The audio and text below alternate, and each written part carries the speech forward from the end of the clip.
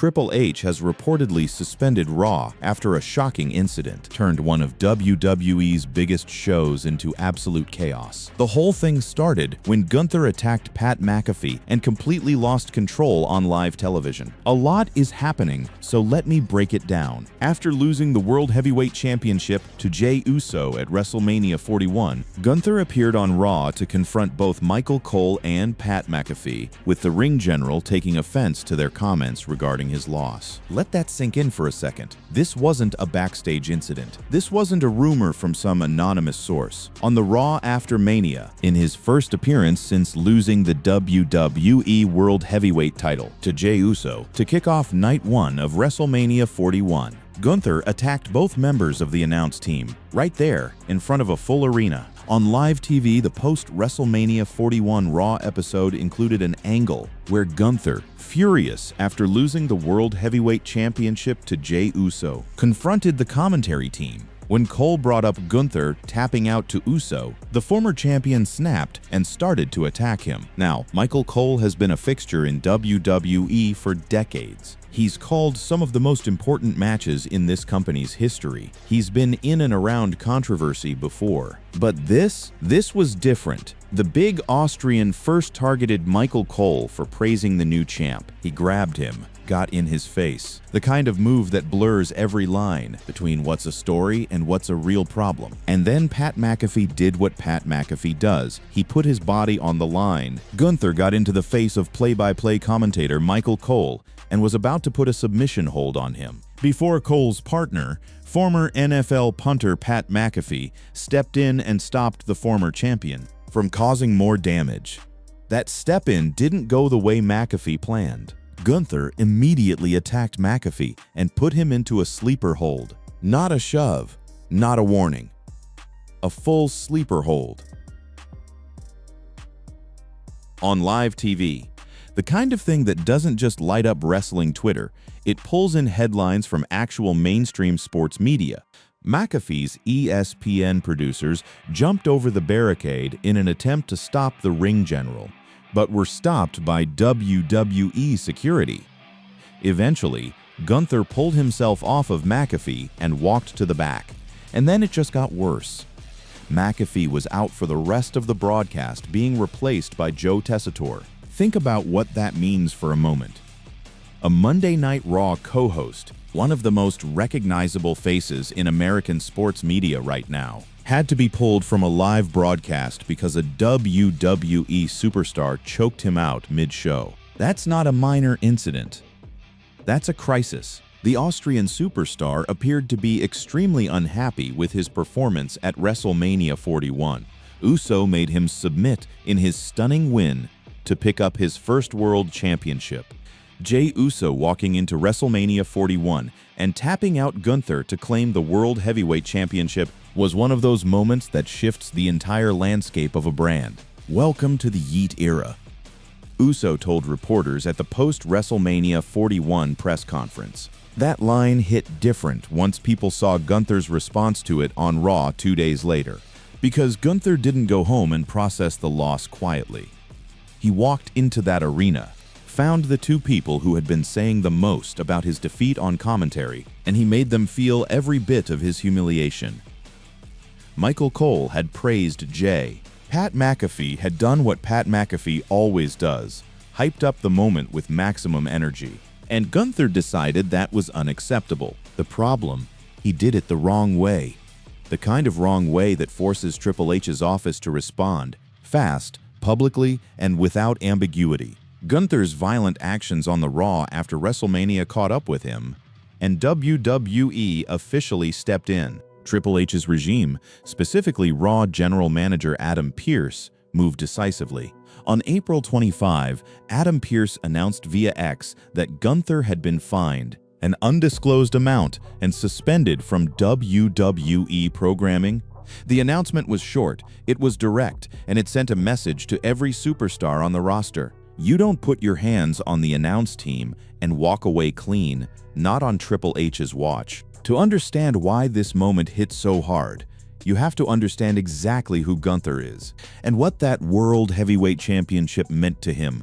Gunther, real name Robert Dobrunig, is an Austrian-born professional wrestler who spent the better part of 2 decades building one of the most complete in-ring resumes in the history of the sport. Before he ever set foot in a WWE ring at the main roster level, he had torn through every independent circuit in Europe. He was the kind of performer that other performers whispered about in locker rooms. Technically precise, physically imposing, and utterly committed to the idea that professional wrestling is a combat sport first and entertainment second. When he arrived on the main roster as Gunther, he immediately made that identity clear. His Intercontinental Championship reign became one of the longest and most dominant title runs in modern WWE history. A reign that stretched over 660 days and redefined what it meant to hold that belt. He wasn't defending it in flashy matches built on storyline drama. He was defending it in wars consistently against anyone the company put in front of him. And then he climbed higher. The World Heavyweight Championship came next, and Gunther carried it with the same iron-fisted certainty. He didn't chase popularity. He didn't soften his presentation for the casual fan.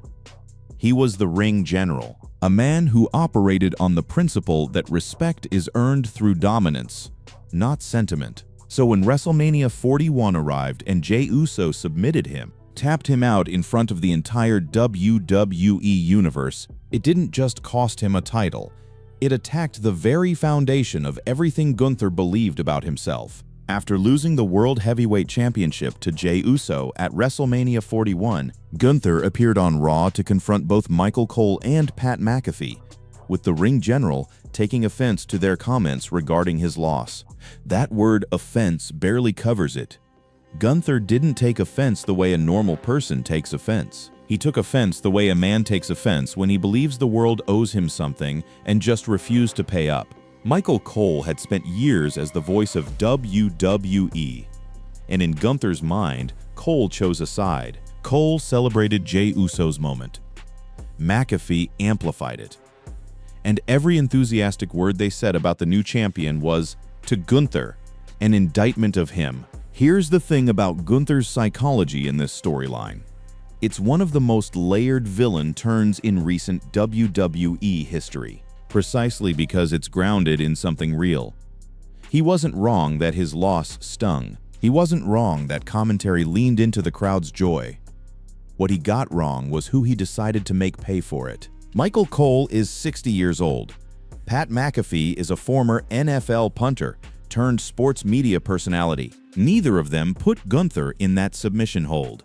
Neither of them made him tap out.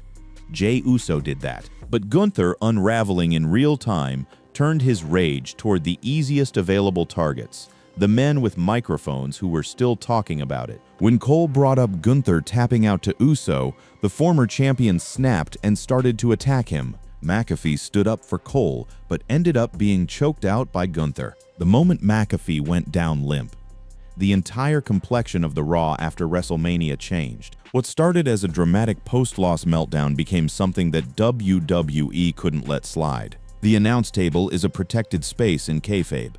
It's where the company's most trusted voices sit, and when you attack that space, you're not just crossing a character line, you're crossing an institutional one. Triple H built his vision of WWE on a specific ethos. The product would be credible, the characters would be well drawn, and the rules, even fictional ones, would mean something. Gunther blowing past every one of those guardrails in a single segment forced Triple H's hand in a way that very few situations could. When the video from Adam Pearce dropped, the wrestling world stopped scrolling. WWE posted a video to Twitter confirming that Gunther had been fined an undisclosed amount and suspended indefinitely for his backstage assault on Pat McAfee and physical altercation with Michael Cole during the April 21 episode of Monday Night Raw. Indefinitely. That word carries a lot of weight in professional wrestling.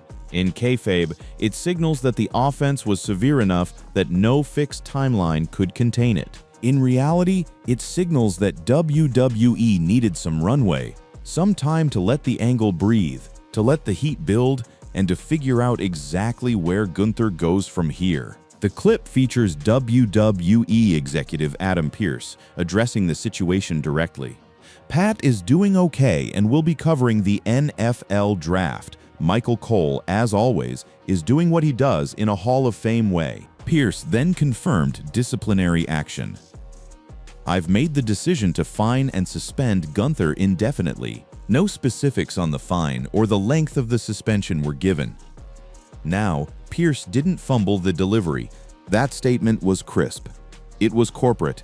It had exactly the tone WWE needed to project.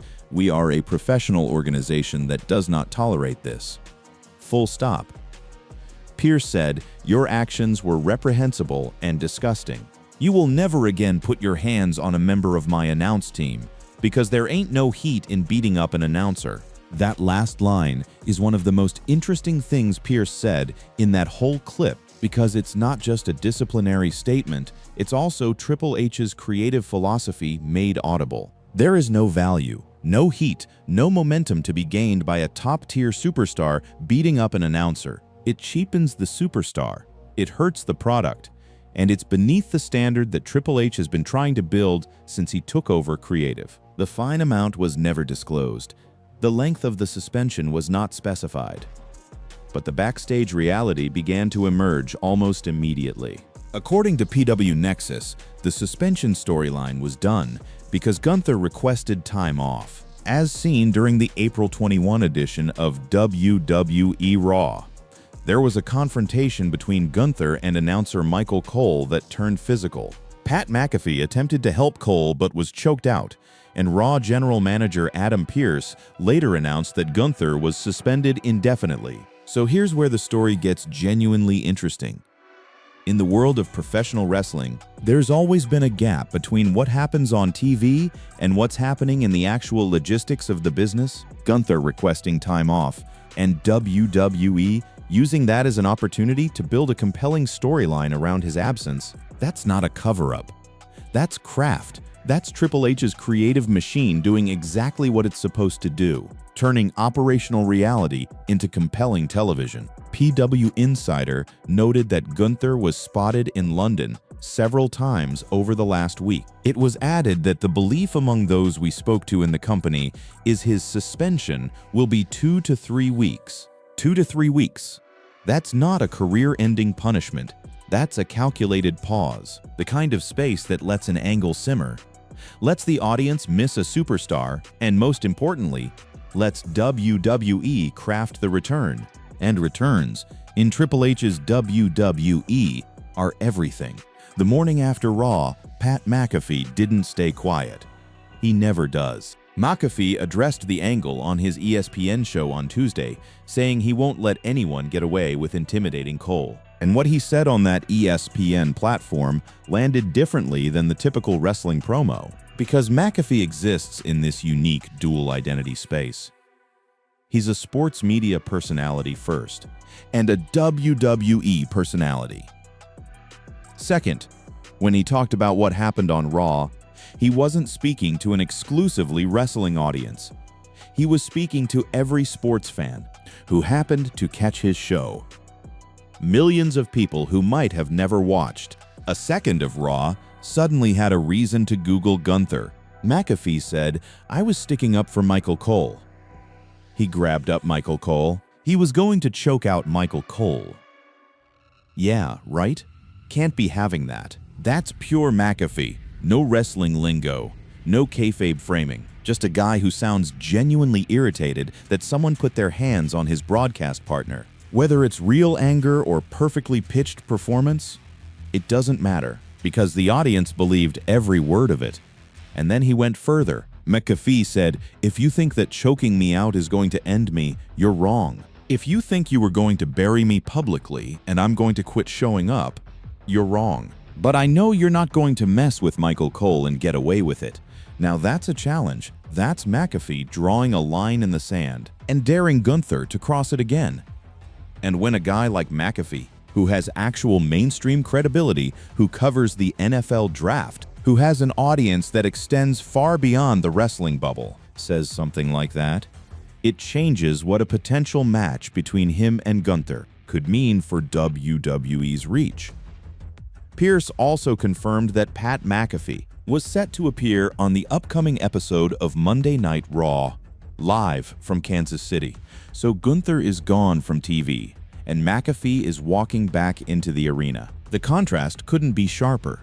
The man Gunther humiliated is showing up, standing his ground, calling his shot. The ring general, meanwhile, is sitting out of action, by design, but suspended all the same. The internet, predictably, exploded. Wrestling social media split down every possible fault line. Some fans felt Gunther was a genius for creating the most compelling post-WrestleMania storyline on Raw. Others thought the attack on a media personality crossed a line. That would make it difficult to present Gunther as a credible top-tier talent going forward. And then there was the third camp, the people who couldn't believe Pat McAfee might actually wrestle Gunther, who started dusting off clips of McAfee's surprisingly good in-ring work from past WrestleMania appearances. The wrestling world was buzzing, and Triple H's office had successfully transformed what could have been just a messy post-WrestleMania moment into a full story, with heat, stakes, and a genuine sense of consequence. Separately, Bruce Pritchard reportedly wanted Pat McAfee to defeat Gunther at WWE Backlash 2025, which tells you just how much internal heat this angle generated. When the producer of SmackDown is pitching outcomes for a match between a commentator and a former world champion, something unusual and potentially special is developing. Gunther's suspension was lifted by general manager Adam Pearce, so Gunther could have a face-to-face with the man he was suspended for choking out, and so that he'd wrestle at Backlash. Pat McAfee. 2 weeks. That's how long the ring general actually sat out. The Friday after, Gunther attacked Michael Cole and slept Pat McAfee on the Raw after WrestleMania. Raw general manager Adam Pearce announced Gunther had been fined an undisclosed amount and suspended indefinitely. We'll never know how many kayfabe bucks der ring general had to fork over, but we know how many actual weeks of Raw he missed. One week of Raw. And then he was back, face-to-face with McAfee, building toward Backlash.